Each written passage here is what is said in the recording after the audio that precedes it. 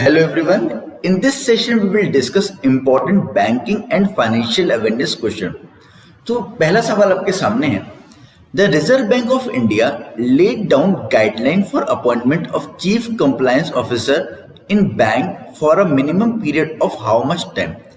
हाल ही में अभी ये सितंबर की मंथ की न्यूज है कि जहां पर रिजर्व बैंक ऑफ इंडिया ने चीफ कंप्लायंस ऑफिसर जो होता है बैंक में उसका एक फिक्स पीरियड मिनिमम डिसाइड किया. तो वो फिक्स पीरियड मिनिमम कितना डिसाइड किया गया है, तो वो किया गया 3 साल का. हर बैंक में एक सीसीओ होता है, चीफ कंप्लायंस ऑफिसर, और ये जो कंपनीज के या बैंक के जो लीगल मैटर्स होते हैं उन्हें क्या करता है, डील करता है. ठीक है ना. तो इनका जो एक टेन्योर फिक्स किया गया है वो 3 साल का मिनिमम किया गया. ठीक है. तो यहाँ पे ये दिया भी गया है कि according to RBI circular the CCO should be appointed for a minimum fix period of 3 years in the rank of a general manager और not below 2 levels of a rank of CEO. ठीक है. यानी general manager की rank में अगर बात करें appoint किया जाएगा. चलिए अगला सवाल. Which of the following regional rural bank which launched a special gold loan scheme called विकास लघु सुवर्ण. ये भी सितंबर की न्यूज में था कि हाल ही में एक बैंक है जिसने विकास लघु सुवर्ण एक गोल्ड लोन स्कीम लॉन्च करी है.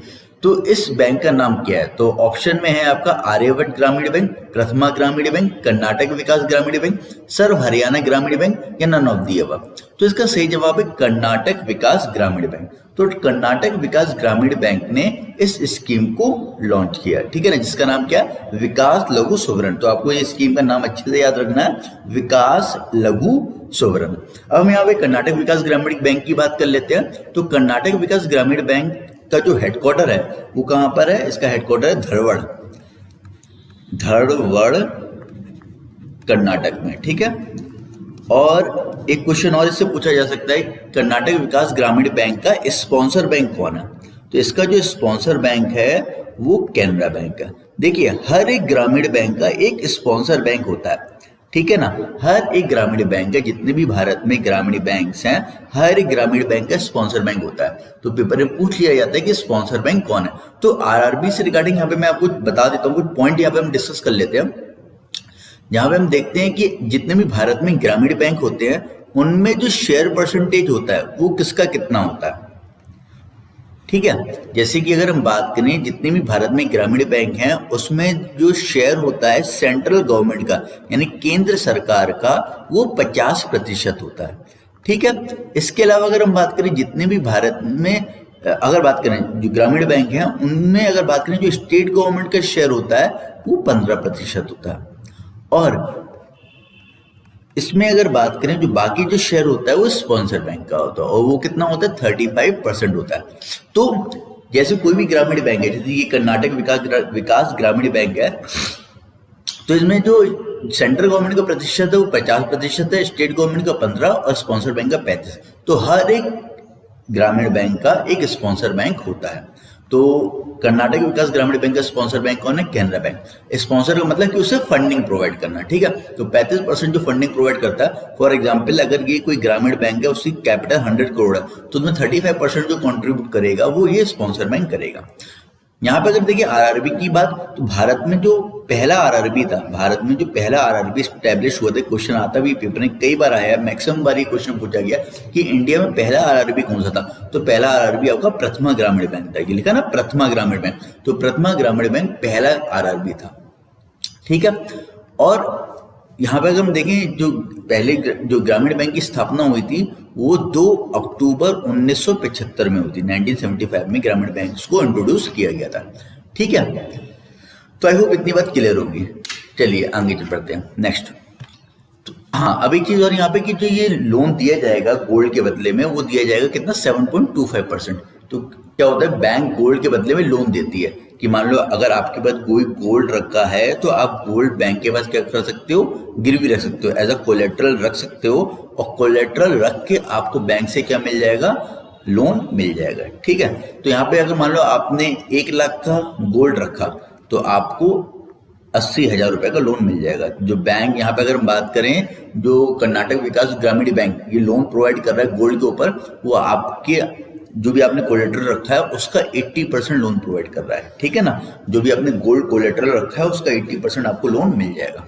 अब एक चीज यहाँ पे आप और जान सकते हो कि जब भी हम गोल्ड गिरवी रखते हैं तो गोल्ड, अगर हम बात करें फाइनेंशियल लैंग्वेज में, अगर बात करें फाइनेंशियल वर्ड में, अगर हम बात करें तो जब भी हम गोल्ड रखते हैं गिरवी तो बैंक में उसे बोला जाता है प्लेज, ठीक है ना। प्लेज, प्लेज हम उस चीज को बोलते हैं कि जहां पर अगर बात करें जो एक मूवेबल प्रॉपर्टी होती है, जो अगर आप कोई भी मूवेबल प्रॉपर्टी अपनी गिरवी रख रहे हो और उस मूवेबल प्रॉपर्टी में अगर बात करें पोजीशन जो है, position does not remain to customer, position does not remain to customer, position customer के पास अगर नहीं है तो वहां पे अगर हम बात करें that is known as pledge, ठीक है। एक चीज और होती है मूवेबल प्रॉपर्टी में, देखो अगर हम कोई भी मूवेबल प्रॉपर्टी बैंक के पास गिरवी रखते हैं तो मूवेबल प्रॉपर्टी में अगर बात करें दो चीजें होती हैं, कहलाता है प्लेज, जो मैंने आपको बता दिया कि अगर आपने मान लो कोई मूवेबल प्रॉपर्टी गिरवी रखी है और उसका राइट नहीं है यूज करने का, इसका मतलब क्या हुआ, position does not remain to customer का मतलब क्या हुआ कि आपके पास राइट नहीं रहेगा उसे यूज करने का। मतलब आपने गोल्ड गिरवी रख दिया बैंक के पास, अब मान लो आपके घर में कोई शादी है तो आप उससे ये नहीं बोलोगे कि सर हमारे घर में शादी है, हमें कुछ समय के लिए हमारा गोल्ड वापस कर दीजिए, हम पहन के वापस कर देंगे, ऐसा नहीं हो सकता ना, तो ऐसा नहीं होगा। तो जहां पे पोजीशन आपके पास नहीं रहेगा that is known as pledge.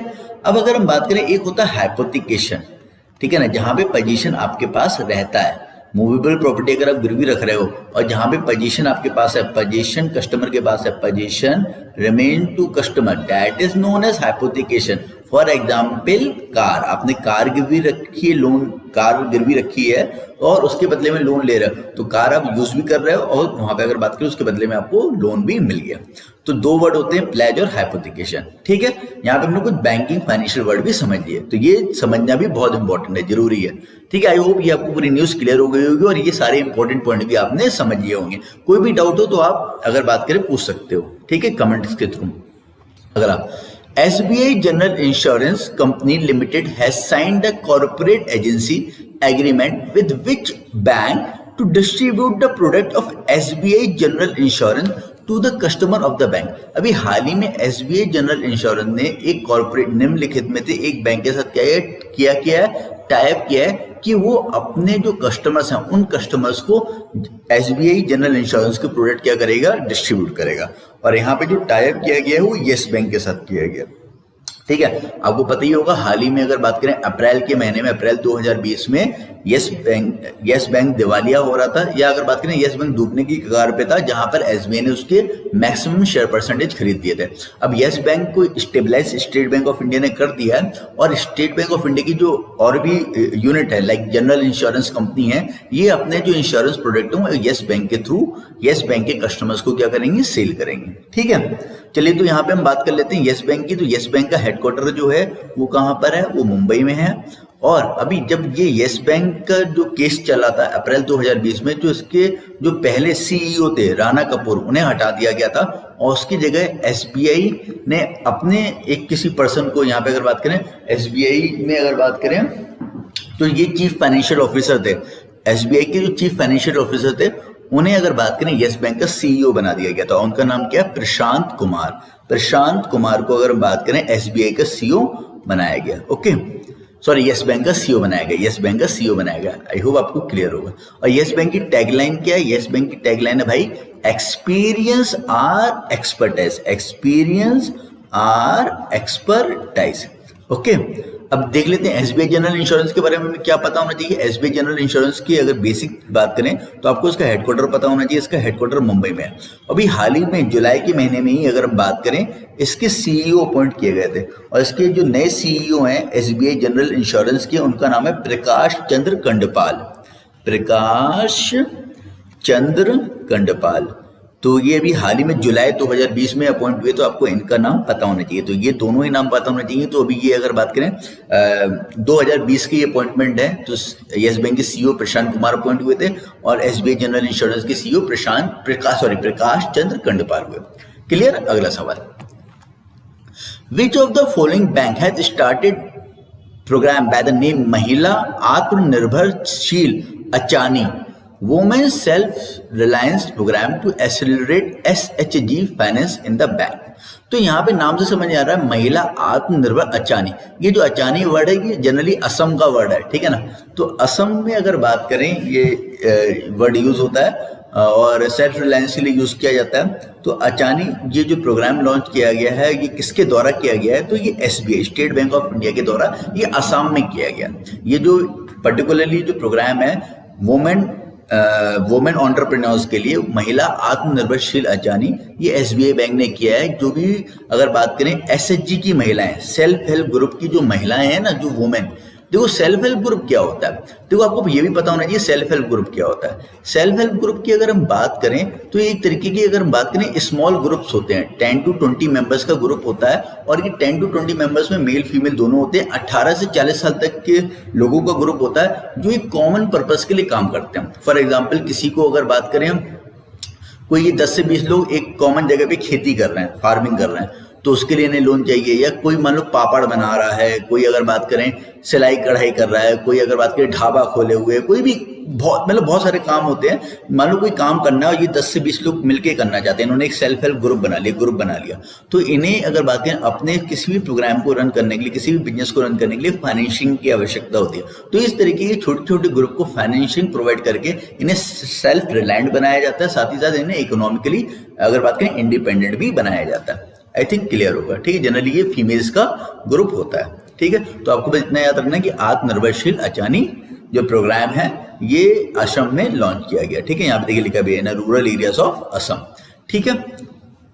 दूसरी बात स्टेट बैंक ऑफ इंडिया के बारे में पता है कि स्टेट बैंक ऑफ इंडिया की स्थापना 1 जुलाई 1955 में हुई है, ठीक है ना। एस्टैब्लिशमेंट पूछ लिया जाता है स्टेट बैंक ऑफ इंडिया का। स्टेट बैंक ऑफ इंडिया का हेडक्वार्टर हम सबको पता है मुंबई है। स्टेट बैंक ऑफ इंडिया की टैगलाइन क्या है, टैगलाइन है bankers to every Indian, bankers to every Indian, ठीक है ना। और इसके हाल ही में इसके चेयरमैन अपॉइंट हुए हैं स्टेट बैंक ऑफ इंडिया के, इनका नाम तो अच्छे से पता होना चाहिए, दिनेश कुमार खारा। तो हमने यहाँ पे और भी जो एडिशनल पॉइंट है इंपॉर्टेंट जो पेपर से रिलेटेड वो भी कर लिया। अगला सवाल, which of the following bank got top position in the enhanced assets and services excellence? Is एक इंडेक्स है, एक बैंकिंग रिफॉर्म इंडेक्स है, इसका फुल फॉर्म आपको अच्छे से पता होना चाहिए। आपके पेपर में ये भी पूछा जा सकता है इसका फुल फॉर्म क्या, enhance access and service excellence. ये क्या एक बैंकिंग रिफॉर्म इंडेक्स है, यानी बैंकों को क्या करता है, रैंकिंग प्रोवाइड करता है उनकी परफॉर्मेंस के बेसिस पे। इंडिया में अगर बात करें देखो, और ये प्रिपेयर्ड कौन करता है, it is prepared by Indian banking association. तो इंडिया में अगर बात करें बैंकों की परफॉर्मेंस को इंप्रूव करने के लिए इंडियन बैंकिंग एसोसिएशन ने ईज को जो लॉन्च किया था वो 2018 में किया था। 2018 में ईज को लॉन्च किया था कि जो बैंकिंग पैरामीटर्स हैं जिससे बैंक अपने बिजनेस को इंप्रूव करेंगे, उन पैरामीटर्स के बेसिस पे अगर बात करें बैंकों को रैंकिंग प्रोवाइड की जाएगी, ठीक है। तो यहाँ पे अगर बात करें जो ईज इंट्रोड्यूस हुआ था 2018 में हुआ था, तो ईज 1 हो चुका है। अब यहाँ पे अगर बात करें 2018 की जो रिपोर्ट आई थी 2019 में आई थी, और 2019 के जो पैरामीटर्स हैं बैंकिंग के, फॉर एग्जांपल बैंकिंग पैरामीटर्स क्या होंगे, लाइक क्रेडिट हो गया या एनपीए जो बैंकों का है वो एनपीए रिकवरी बैंकों की अच्छी है, ठीक है, या स्पीड बैंकिंग है, ठीक है ना, स्पीडी अगर बात करें बैंकिंग है। इसके अलावा अगर बात करें एक्शन अगेंस्ट डिफॉल्टर, ये भी अगर बात करें बैंकों का क्या है, स्मूथ होना चाहिए, ठीक है, डिफॉल्टर। साथ ही साथ अगर हम बात करें responsible banking, customer responsiveness, financial inclusion, तो ये सारी चीजें होती हैं जिन पैरामीटर्स के बेसिस पे इन्हें रैंक प्रोवाइड की जाती है। तो इस बार क्या हुआ कि ईज 2 लॉन्च किया, ठीक है, ईज 2 की रैंकिंग निकाली। तो ईज 2 की अगर रैंकिंग में अगर बात करें जो टॉप किया है वो किया है बैंक ऑफ बड़ौदा में, ये इंपॉर्टेंट है।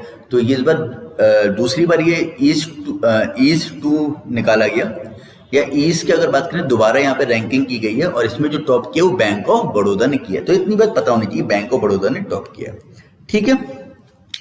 तो और इसके अलावा अगर बात करें जो सेकंड रैंक है, सेकंड रैंक अगर बात करें स्टेट बैंक ऑफ इंडिया की है और थर्ड रैंक जो है वो ओरिएंटल बैंक ऑफ कॉमर्स की है, ठीक है ना, इस रैंक में ईज में।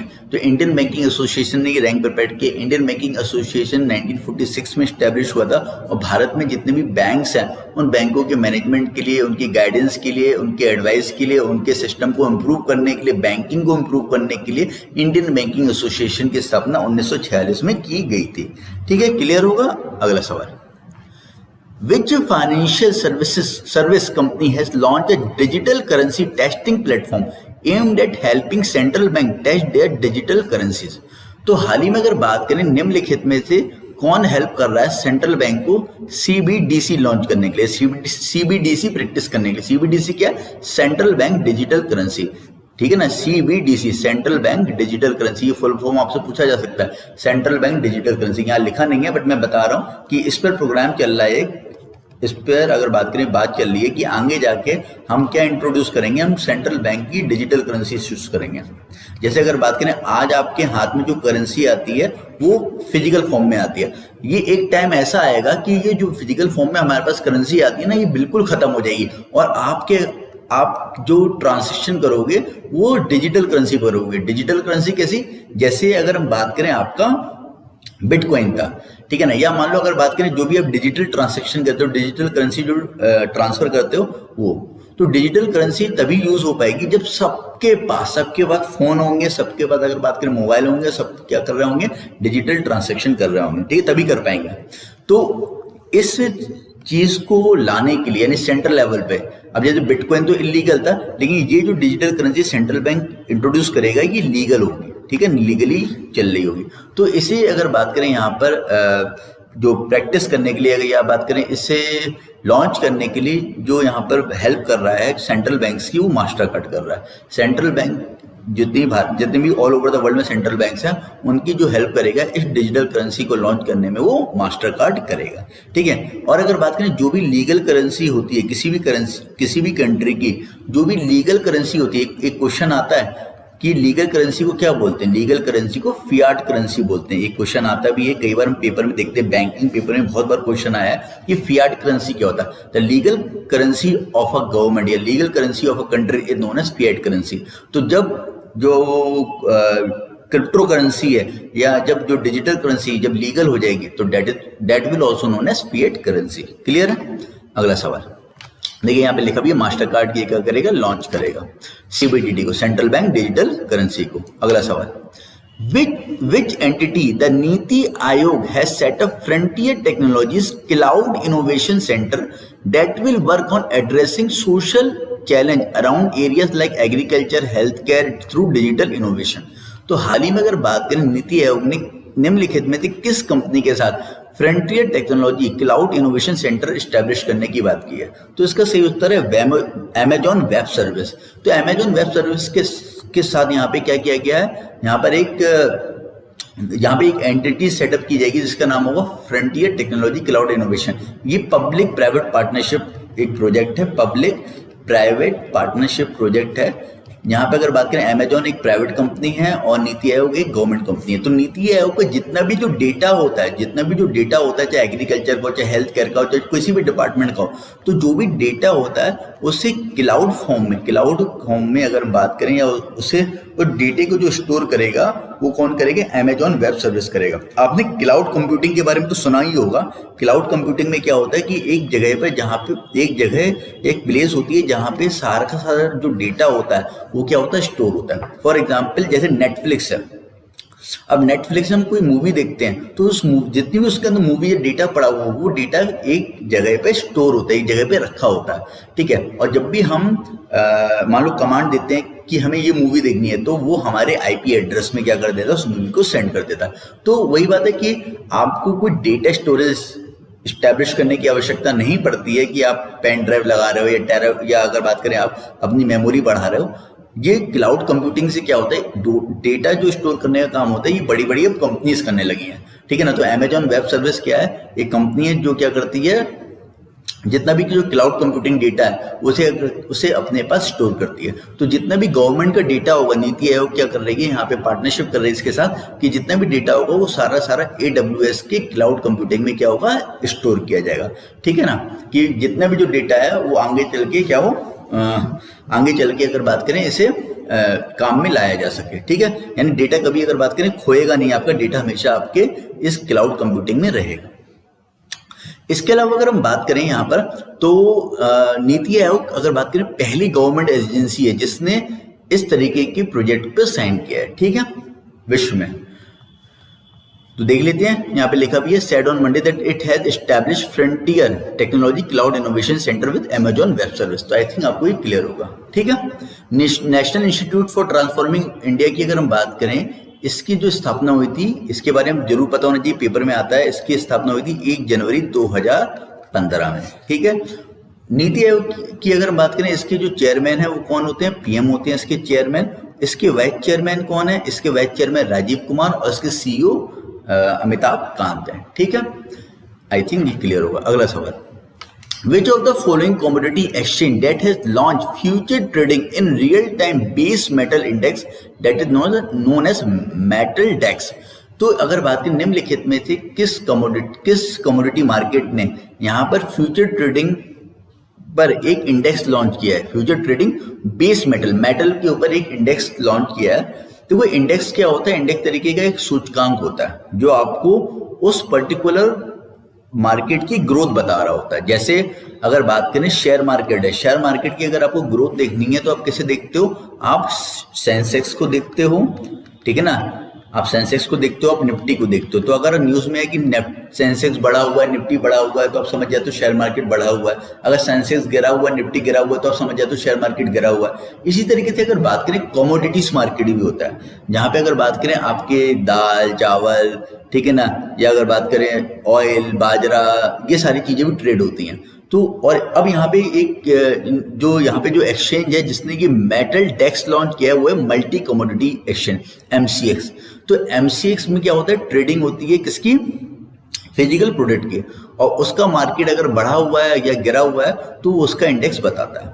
ठीक है ना, जैसे अगर बात करें यहाँ पे जो मेटल डेक्स है, ये जो इंडेक्स बताएगा वो मेटल्स के जो भी प्रोडक्ट्स हैं उनका इंडेक्स बताएगा कि मेटल्स के जो प्रोडक्ट मार्केट में बढ़ रहे हैं उनके प्राइसेस या घट रहे हैं, या उसका मार्केट बढ़ रहा है या घट रहा है। देख लिए यहाँ पे लिखा भी है कि after bullion index leading commodity boards MCX launch future trading in real base metal डेक्स।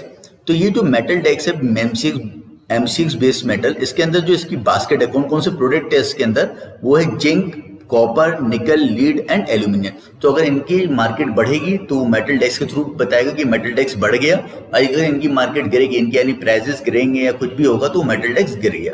ठीक है, तो मेटल डेक्स है वो मेटल्स की ग्रोथ जो मार्केट में वो बताएगा, और इसकी जो ट्रेडिंग होगी वो कहाँ पर होगी, MCX में, मल्टी कमोडिटी इंडेक्स में। तो इतनी न्यूज ये क्लियर होनी चाहिए। ठीक है, बस हमने न्यूज को थोड़ा सा समझा। आपको बस यहाँ पे याद करना पड़ेगा कि MCX ने जो मेटल के लिए इंडेक्स लॉन्च किया है वो कौन सा है, मेटल डेक्स। ठीक है, रिमेंबर इट। अगला सवाल, which fintech company is all set to launch a blockchain platform in 2021 to facilitate investment in bonds by individual। अब अगर बात करें बॉन्ड्स में इन्वेस्टमेंट करने के लिए एक ब्लॉकचेन क्रिएट किया जाएगा। ठीक है ना, एक ब्लॉकचेन प्लेटफॉर्म क्रिएट किया जाएगा कि जहां पर आप डिजिटली बॉन्ड्स में इन्वेस्ट कर रहे होगे। आप पहले बॉन्ड में इन्वेस्ट करते हो तो आपको एक कागज मिल जाता था, जैसे आपने FD कराई, FD भी एक तरीके का बॉन्ड है कि आपने 1 लाख की FD कराई तो आपको कागज मिल गया। अब यहाँ पे अगर बात करें ब्लॉकचेन प्लेटफॉर्म के थ्रू अगर बात करें, आप डिजिटली बॉन्ड्स में क्या कर पाओगे, इन्वेस्ट कर पाओगे। डिजिटली आप क्या कर पाओगे, अपने ऑर्डर प्लेस कर पाओगे और डिजिटली वो आपके ऑर्डर आपके अकाउंट में आ जाएंगे। तो पूरा जो काम होगा डिजिटली होगा, सारे जो बॉन्ड स्टोर होंगे डिजिटली होंगे, कोई भी काम मैन्युअली नहीं होगा, और ना ही मैन्युअली आपको लेने की आवश्यकता पड़ेगी ना देने की आवश्यकता पड़ेगी। सारे डॉक्यूमेंट अगर बात करें वेरीफाइड रहेंगे, और वो अगर बात करें आपके ब्लॉकचेन प्लेटफॉर्म पर स्टोर किए जाएंगे। तो निम्नलिखित में से किस कंपनी ने ये अगर बात करें इसे लॉन्च किया है, तो ये ऐसे लॉन्च करने वाला है, that is known as BondEvalue. तो बॉन्ड ई-वैल्यू एक कंपनी है जो ये ब्लॉकचेन प्लेटफॉर्म पे इन्वेस्टमेंट बॉन्ड्स को क्या करेगी, इंट्रोड्यूस करेगी। ये एक सिंगापुर बेस्ड बॉन्ड एक्सचेंज है जिसका नाम है बॉन्ड ई वैल्यू, जिसे फाउंड किया इंडियन ओरिजिन के राजा राम कनन एंड राहुल बैनर्जी जी ने, is all set to launch a blockchain platform in 2021 to facilitate investment bond by individual. Recently BondEvalue got as a global market operator from the Monetary Authority of Singapore. ठीक है, तो यहाँ पे bond ई value को यहाँ पर launch किया, BondEvalue ने लॉन्च किया है क्या, ब्लॉकचेन प्लेटफॉर्म लॉन्च किया फॉर इन्वेस्टमेंट बॉन्ड. ठीक है, इतना क्लियर होना चाहिए. अगला सवाल, which of the following company CBSE Central Bank of Secondary Education, Central Bank बोल रहा हूँ, Central Board of Secondary Education, my mistake, Central Board of Secondary Education partner to launch a digital curriculum on digital safety and augmented reality for student and educator. तो augmented reality के basis पे अगर बात करें, एक curriculum यहाँ पे launch किया जाएगा स्टूडेंट्स के लिए और एजुकेटर्स के लिए सीबीएसई से पार्टनरशिप करके. तो ये जो ऑगमेंटेड रियलिटी पे जो पार्टनरशिप कर रहा है सीबीएसई के साथ, ये कौन कर रहा है, तो ये कर रहा है फेसबुक पार्टनरशिप कर रहा है सीबीएसई के साथ. जो सीबीएसई के स्टूडेंट्स हैं या जो टीचर्स हैं उन्हें क्या करेगा, एडुकेट करेगा. ठीक है, तो ऑगमेंटेड रियलिटी अगर बात करें, एक वर्चुअल रियलिटी की तरीके ही होता है कि जैसे वर्चुअल रियलिटी में हम काम कर रहे होते हैं, आप वर्चुअल रियलिटी को अगर बात करें, बिल्कुल अगर बात करें रियल लाइफ एक्सपीरियंस अगर आपको करना है वर्चुअल रियलिटी का, तो आप ऑगमेंटेड रियलिटी के थ्रू करते हो. ठीक है ना, बहुत सारे जो गेम्स होते हैं, या अगर हम बात करें जैसे स्नैपचैट है, स्नैपचैट में भी अगर हम बात करें ऑगमेंटेड रियलिटी है. ठीक है, या और भी बहुत सारी ऐप्स हैं या प्रोडक्ट्स होते हैं, जैसे गेम्स होता है. आप गेम्स देखते होंगे कि आपने जैसे कोई मान लो बैडमिंटन वाला गेम खेल रहे हो, ठीक है ना, तो आपने देखा होगा कि आपके हाथ में कोई स्टिक होती है और उस स्टिक से वहां पे कोई ना कोई पर्सन खेल रहा होता है. तो आप खेल रहे होते हैं लेकिन आपके बिहाफ में वर्चुअल लेवल पे कोई और खेल रहा होता है. तो इस तरीके की जो प्रोसेस होते हैं, that is known as augmented reality. ठीक है, तो आई होप ये सेशन आपको पसंद आया होगा. हम फिर मिलेंगे अपने अगले सेशन में. तब तक के लिए have a nice day. Thank you.